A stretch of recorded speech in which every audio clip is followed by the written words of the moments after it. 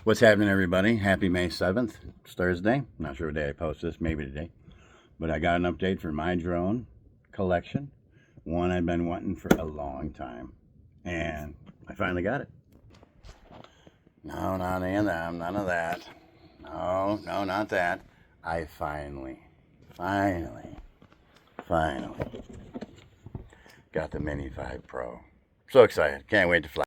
And I also got a really nice case for the 360.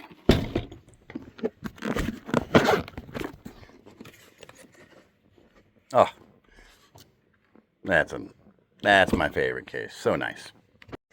But today, it's a Skyrover X1 day. So, aha. There it is.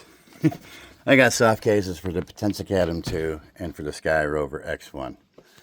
I got to get hard cases, but having these kind of things is great if you take your bike, you know. Having a hard case would be kind of a pain in the butt, but I like hard cases for everything.